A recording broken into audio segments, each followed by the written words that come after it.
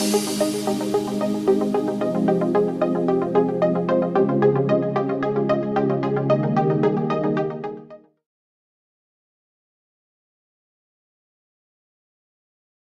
very warm welcome to all of you for the second Mobile Monday event of 2030. When we relaunched Mobile Monday in November, we basically said that we are looking at doing at least 4 events a year, so this is the second event. And when we started with a speaker from Nokia, Gerard Rego, who basically talked about and gave us a flavor of what is happening, the trends in the mobile industry. And our first event for the 2030 was more on the intellectual capital issues faced by the application developers. And for today, we have lined up a speaker, Erandika Hungampola, who will be talking about the best practices in testing. So before I go any further, I would like to take this opportunity to thank our sponsors, Hutch, for coming forward and taking up a sponsorship, making this event possible. A big thank you to Hutch, on behalf of Sluscom and the Momo team. So Erandika is a hands-on test practitioner who, in his day-to-day life at Virtusa,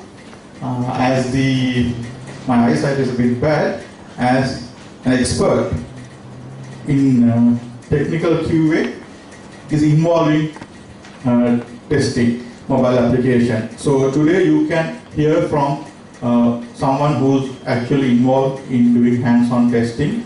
Just to give an outline of the structure of the event today, once Erandika's presentation is over, we will open the floor for question and answer. So feel free to ask any questions that you have.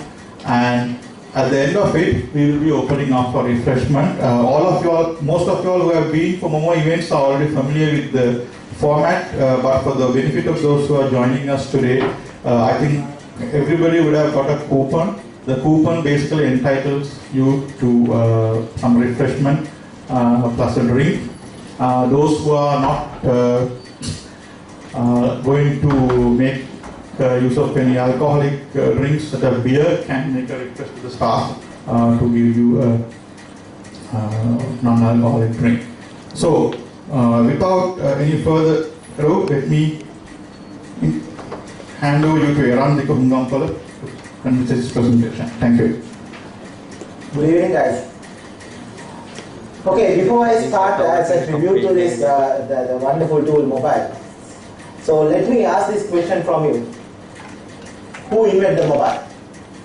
First of all, right, we are going to learn about mobile and how to test it and what are the best practices. At least we should know who invented this. Does anybody know who invented the mobile? Okay, who invented the radio? So everybody know who invented the radio, and I don't think that most of you will use the radio as of today. But I know for sure everybody used the mobile, so at least we should remember this guy. Because of him we talk about this remarkable tool. His name is Martin Cooper. He's one of the general managers in a company called Motorola. He's the pioneer in mobile communication. Right? And the last the paragraph, right? Those are the factors that we have to understand. Right? First ever commercial mobile call went to air on 1973, April 3rd. The first model was actually Motorola Dynatec, and some characteristics are there. Cost is around 3,900 plus US, and it weighed 2.5 pounds and 10-inch without antenna. Okay? So keep this thing in mind. This is where we are today. We started from that giant and now we are here. Right? So about 30-40 years, it went a long way.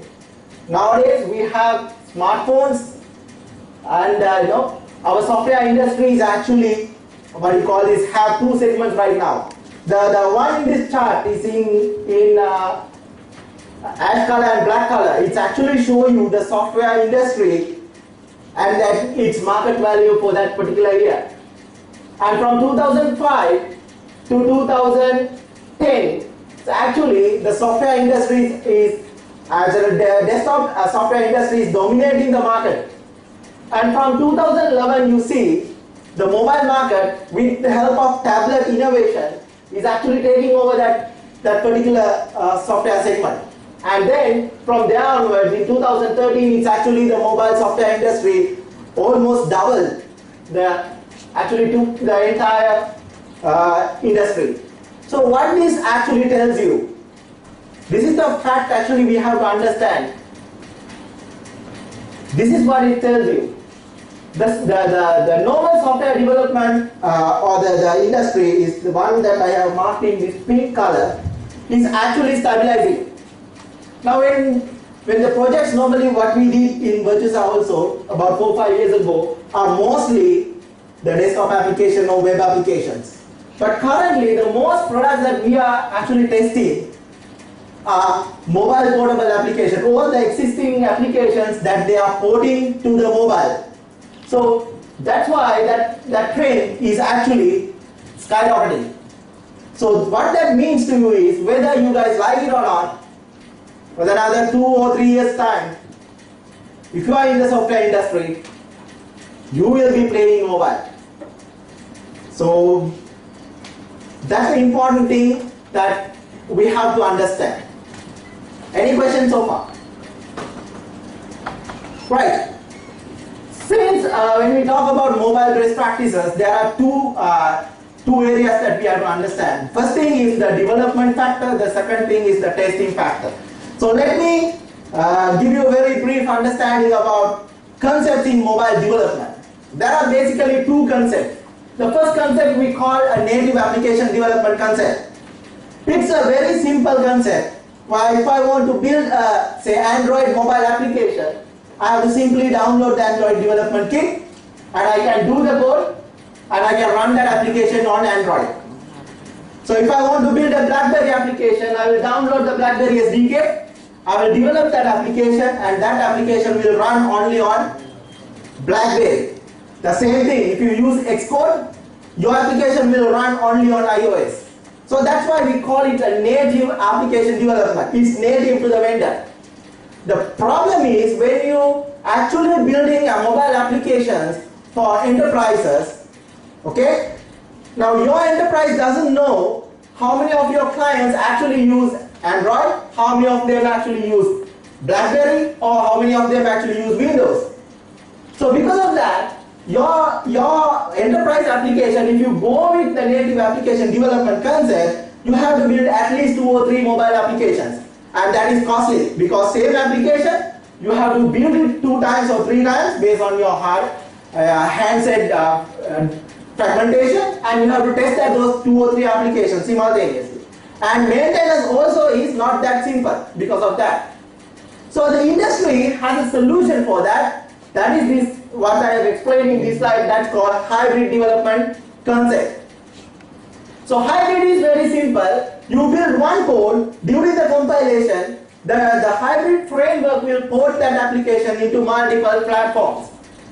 So your development is once and your testing is also once. Clear? Any questions? Anything that you didn't understand or you need clarified, just raise your hand and ask me. So I will be happy to explain it to you. So instead of these two concepts, there's another concept called Qbaa. That is actually an open source initiative where industry giants like China Mobile and Orange, they invite open source community to build APIs where those APIs are cross-platform. So for example, I have actually listed some APIs here. So if you go to that URL, webapps.net, you can download these APIs and you can build your application using these APIs, and that application will be definitely cross-platform. So the advantage here is you don't need to test them because the API builder already tests these applications, so you can build your logic and it will reduce your development effort and the testing effort. So these are the 3 concepts currently available for mobile application developments. We're very high level. So let us see the testing approaches. Right? So when we talk about mobile application testing, I hope you guys can see this. So there are several what you call this steps. As normal application test, you have to start from functional testing, then you can do the integration test, the system test, the user acceptance testing, even the penetration testing or the security testing. Likewise, there are lots of testing stages. But the problem is, mobile application life cycle is very small. It's not like ordinary software building life cycle. You don't have much time to do all these tests. So some of these tests actually we have to automate just to save time. So that's why I have put it here. So the automation testing, you can actually use this side. All the testing types I have marked here, you can use some tools, and there are lots of testing tools available in the market, as well as the open source community, right? One favorite tool for Android is a tool called Robotia. Hope that you guys have heard this thing. And the cross-platform tool, one open source tool called Monkey Talk, you can use it. That will actually test applications on Android and iOS both. So likewise, there are lots of open source plus proprietary automation tools available. So you can use those tools to cut down this time and achieve the time to market. Otherwise, what will happen is this application testing is very complicated. So let me explain you in the next slide. So because of this complexity, you need a lot of time to test it. And the other factor is you might need to use something called emulators and simulators to test these applications. Say for example, if you are testing an application for Android, and we all know that Android device fragmentation is so huge. So because that I'm sure that you don't have all the devices and all the operating system combinations available for you to test. So because of this, we need to use emulators. So we can use some real devices to test the entire functionality, and then you can do a regression on emulator just to make sure your handset fragmentation is actually intact. Clear? Okay. So this is one example that I have taken just to tell you the complexity of, just to explain you the complexity of user interface testing. Did anybody know what is HIG? Okay, HIG is the guideline actually published by Apple. It stands for Human Interface Guidelines. That means it will actually guide the developer how to interface your application with human.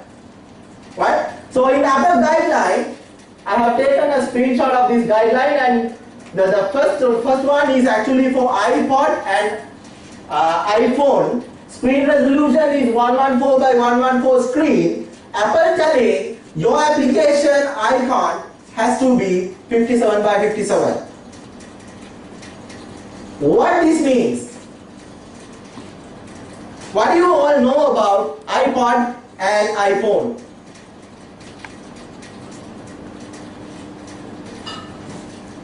See, both of these devices are touchable devices, right? So because of this, your area of this finger on resolution 114 by 114 is actually 57 by 57 pixels.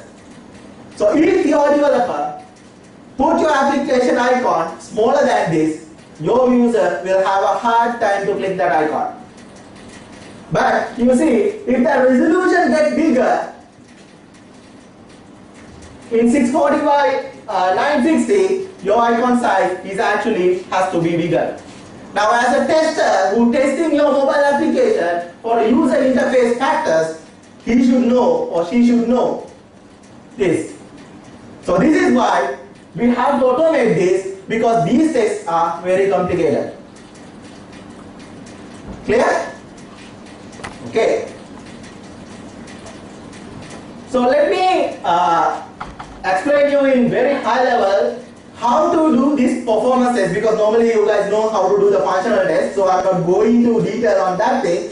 So the best practices that we're supposed to look into when we're testing a performance of a mobile application.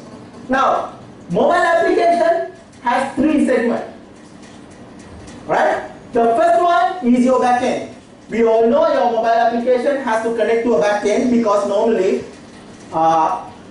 other than a standalone application, normally your business logic is definitely in a backend, especially an enterprise application.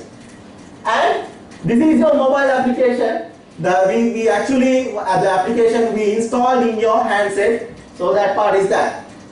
And we have to make sure your backend also works properly and your handsets also works properly. But most importantly, the in-between, the WAN, your network. So if you don't test them properly, you will face all these problems.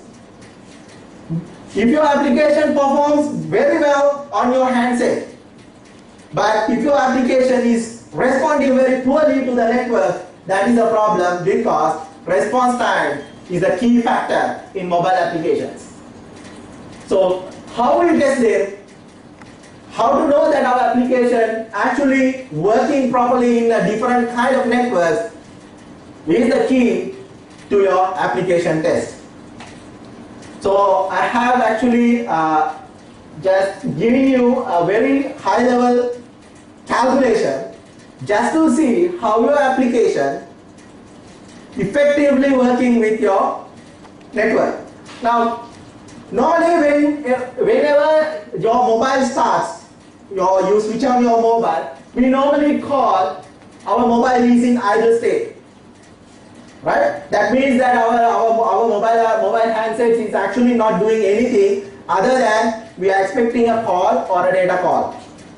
Right? So when I open an application and when I wanted to request something from the network, then our mobile application actually goes from idle to cell DCH mode. That we call high bandwidth mode. The thing is, from here to here, when he moves, it taking 2 seconds, and each second it will eat 800 milliwatts of our battery, because he requires the power to make this connection. So after 2 seconds, he is ready to make that call, and from the high bandwidth state, he will actually do the request. So if your application make the request and your server responded immediately within 5 seconds, that means your battery eats up 800 into 5, that is 40,000 milliwatts. Okay? That's how we calculated it. Then, if that application did not respond back, if your server did not respond back within the first 5 seconds, because of this bandwidth, the bandwidth and the energy consumption, your operating system actually cut down this connection immediately, and he will point you to the low band state. That is the third state. So from there, he will actually use the half of the battery state, that is about 460 milliwatt, and there he will actually wait for the response to come back. So if that response is very smaller one, he can handle it because low bandwidth can manage it. If not, he has to again go back and take that data call. So this is how we calculate how effectively our application responds to the network. So as testers, we have to follow these rules and we have to do these actual calculations, plus making sure these best practices are intact. So if we all know this, then we know our mobile application actually responding well. Especially managing the duplicate content. So what is a duplicate content? So duplicate content means that sometimes your application making the same connection and receiving the same content through the network. Say for example, your user might initiate the call accidentally, or he might submit, he just click the submit button 3-4 times. If that happens, your application has to be intelligent enough to control that duplicate content. Otherwise, your energy plus network utilization actually eat up your resources. And the second one, cache control. Now, mobile application needs to optimize the cache from the backend as well as within the mobile handset. So if we don't optimize our cache, what will happen is, if we don't use the cache, what will happen is every call has to go to the server and come back. Now, if we over cache our application, what happens is our handsets needs to do the processing internally, and because of that teeny tiny processor, it cannot do much processing, and that will be a bottleneck. So, as an architect or as a testers or as a developers, whoever it is who designed this application has to decide the boundary and has to find the optimum place where we are supposed to do this caching. Clear? Right. So the periodic transfer, especially with closing connections.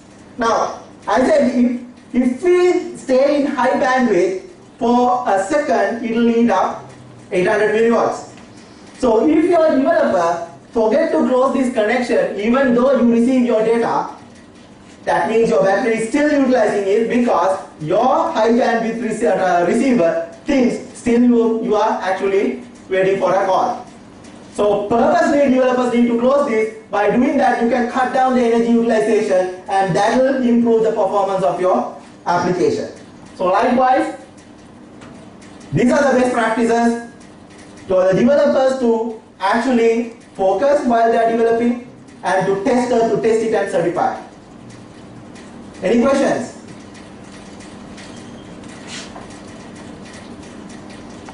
So this is at lastly I wanted to emphasize. This is one application that I have tested very recently for our national carrier. Now, before we optimize this application, you can see this network utilization. Because of that, the battery and the CPU, all this actually runs without the control because the developers didn't pay attention to those best practices. So when I test this application, actually if I give, notice this handset temperature actually rising very fast, and we cannot hold it. It's actually too hot because our high state mode utilizing 800 milliwatts from the battery, and that is too much. So that's why we did this test and optimized the application, and currently this application went into production like this. And you see, from here to bring it down to this manageable state, we have used the best practices that I have discussed with you previously. Any questions so far? So that's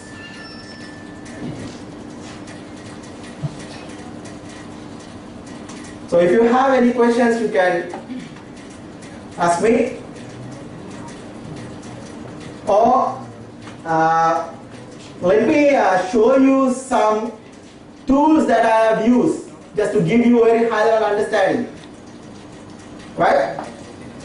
This is the first tool I have used. It's called Hierarchy Viewer, just to see how effectively Android application rendered on a Android handset. So when we talk about performance of a mobile application, there are two factors you need to consider. First one is the network, like we explained. The second one is your rendering. So these are free tools, and you can use them. It's shipped with Android SDK. Then you can use this tool, Hierarchy Viewer. It will graphically show you how your user interface fragmented and how much resources it requires to draw each and every object on your screen. For example, one box there is a one object. Object means it can be a button or a text box or whatever it is. Right? The first tool, this one is called Trace Viewer. We use this to do something called method profiling. So method profiling is actually to understand how effectively the Java code or the C# code, whatever it is, runs on top of this hardware. So you can use this tool and try and understand how our application actually runs on top of this handset. Same thing you can use for iOS. There's a tool called Instruments. It's actually shipped with Xcode, the iOS development kit, and that also has this information. So you can use these tools to measure this information effectively. Thank you, Erandika. Before we open the floor for question and answers, we have a small surprise courtesy of our sponsors, Hutch. There's going to be a raffle draw. So there will be someone who will be coming to each of you to collect your business cards. Please be good enough to hand over your business card. At the end of the session, there will be a raffle draw. I am not privy to the prices at this point of time, but the raffle draw will definitely be held and there will be some prizes given away. So while the question and answer session is in progress, there will be someone who is coming to you to collect your business card. Please hand them over.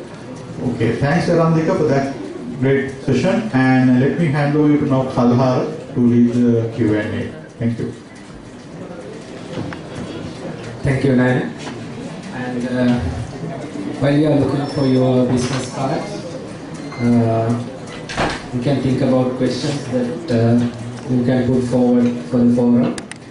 And don't leave questions with yourselves until the session is over, so that you can personally come and ask the same question from Erandika. So just put it to the forum, so everybody will get the benefit of that.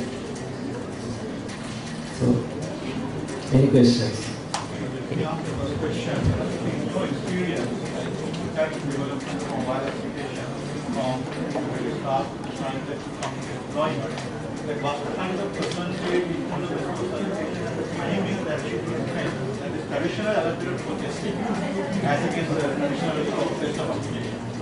Yeah, that is actually, for my experience, is about 35 to 40% of the development effort. It's currently, but the thing is, because of that only I just highlighted it, that actually there are ways that we can optimize that time also by doing automation as well as using simulators and emulators, that kind of thing. And as a best practice also, now the most of this mobile application testing works with the kind of concept called test-driven design concept. So actually the development team plus QA team both are actually responsible for this quality of this application. So based on that, we actually need to go with these latest concepts so we can actually optimize those things. So the answer to your question is, for my experience, it depends on the organization. The organization is about 35 to 40% in our practice. I've got a question. In a scenario where there are always connected applications, like say for example in a case where the application polls the server, it's fine. Yeah. But in a scenario where the server needs to push data to an application, and you can't rely on things like push notification services because those are deemed unreliable. How do you manage a radio or a connection in such cases? Because closing a connection is not necessarily an option. Yes. So yeah, that's a good question actually. So then the thing is, the architects, and especially the architects who design this application, needs to calculate these upfront. So you know actually your data volume, bulk volume, and you can calculate how long actually that it will take for your server to push this. Okay. And from there you can calculate and see how sustainable this push is for your battery. Right. And then you need to benchmark. It's not always the closing the connection. So it's about actually tangibly calculating these and identify the risk and try and mitigate them upfront. That's how it is. It's not about handling the connection always. Sometimes you cannot close the connection. I agree with that. Did I answer your question?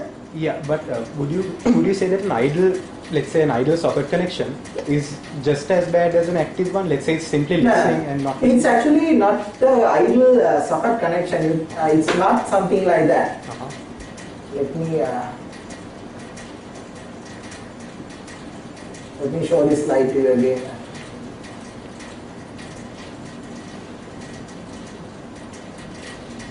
So what here is not an idle socket. In a mobile application and testing perspective, we have three states of network connection. The first, start from idle. That means he is not actually doing anything there. He is only on listening mode, right? So people either can call this handset or there can be a push or data call. So you are actually listening. It's not a socket connection. Actual socket connection start from here. Because this is your bandwidth availability. Here you don't have a bandwidth. Okay. That's why I said here no radio power. Radio means that your transmitter is actually off. Your actually receiver is active. So we all know in a mobile we have two transmitter. One is transmitter and two frequencies, one for transmitter and the receiver. So idle mode, your transmitter is off just to save the energy. This is how the kernel handles it. So once you go here only, you have this transmitter. So that's why it takes 2 minutes to convert that. So the disadvantage here is if you don't calculate these opening and closing connections, so once you close the connection, it comes here. Then again it takes 2 minutes to go there. You see, if you are unnecessarily closing your connection, you are wasting 2 seconds, not minutes, sorry, seconds, right? You are wasting connection and the time. So that's why we have to calculate this and benchmark this upfront before we go into development, class testing.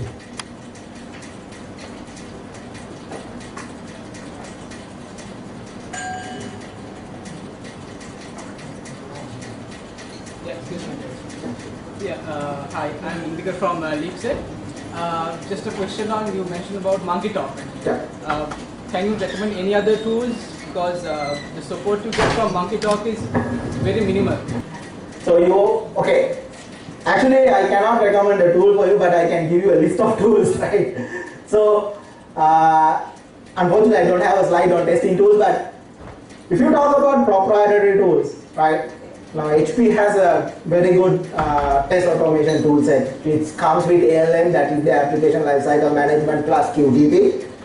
And the QTP has a plugin called Zap, where you can use that tool to connect your QTP script into a mobile and test it. So that is a cross-platform because Zap will support lots of platforms. So your QTP script is a single script where Zap will port them to a lot of hardware so you can test them. That's a proprietary way of doing it. And there are other good proprietary tools also, something called Mux. Have you heard about this tool?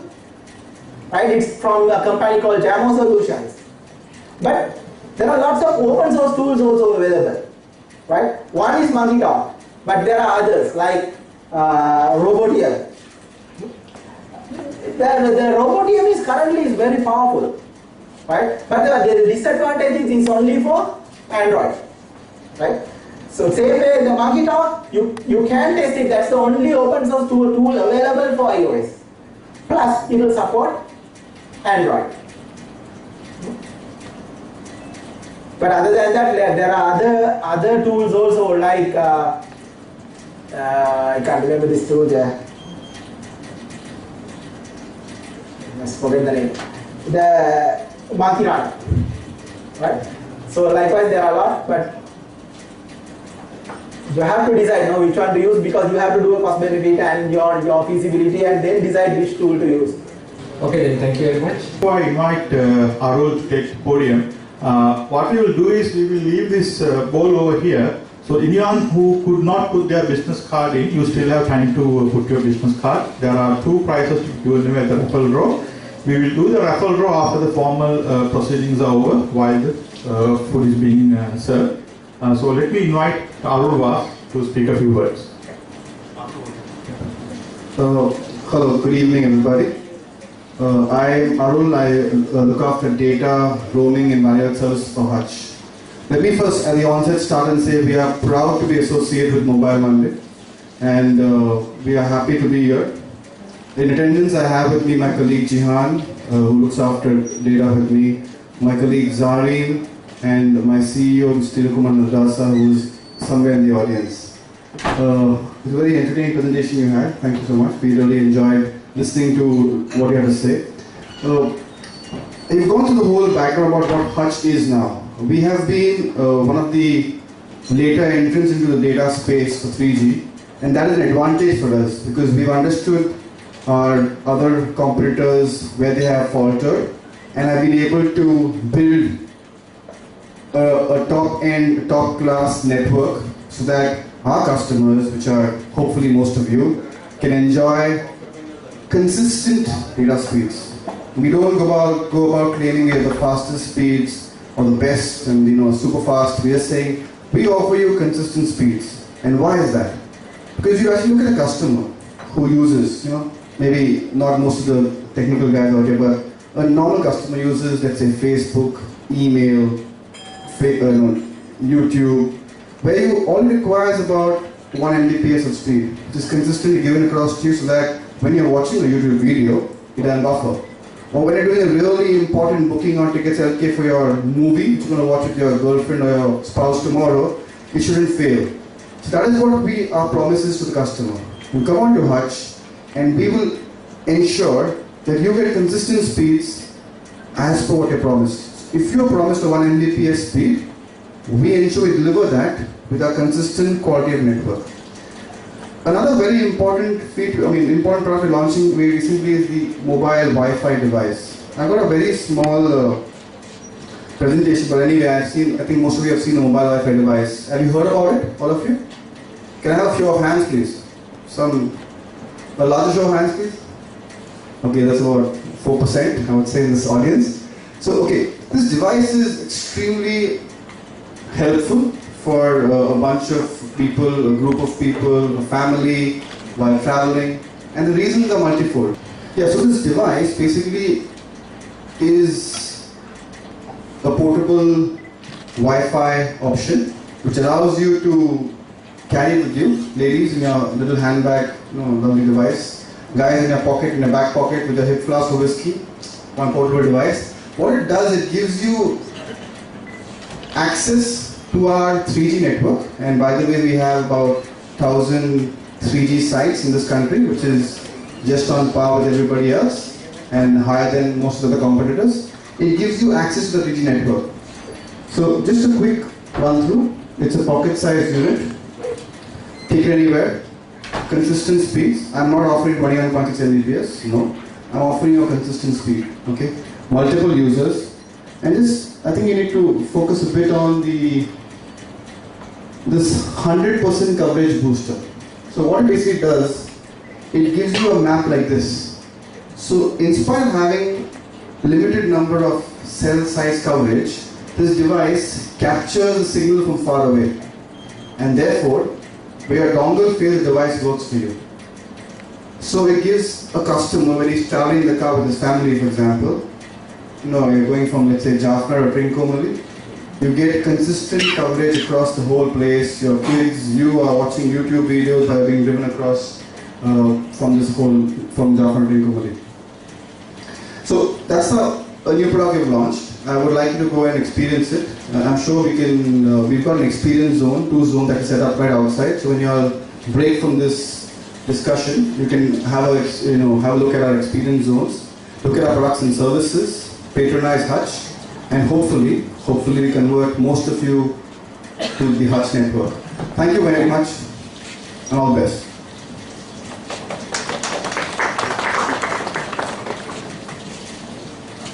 Right, so that brings a close to the formal part of the proceedings.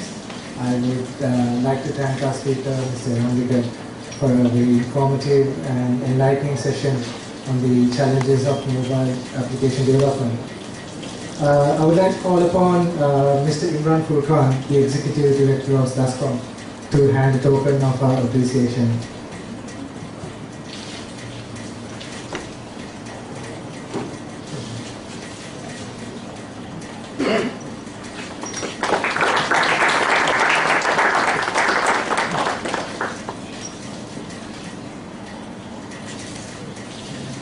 I would also like to extend our appreciation towards the sponsor Hutch, without whom this event would have not been possible today. And finally, the thanks goes out to the Momo team and the SLASCOM corporate office, whose diligent efforts made this success today. So I'd like to invite my CEO, Mr. Kumar, to also give out or actually pull out the draw from the raffle. Thank you.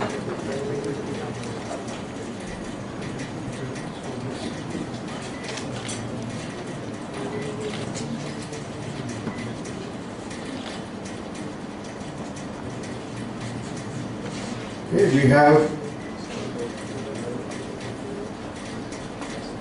we have a winner, Chintaka Senaratne from IFS.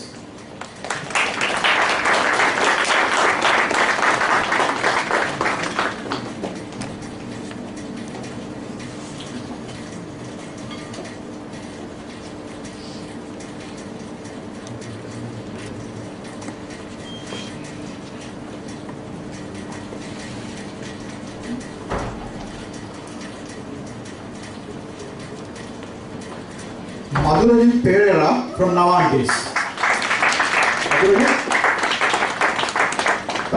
Those are the two winners of this evening. I would like to invite the Chief Executive Officer of Hutch to hand over the prizes.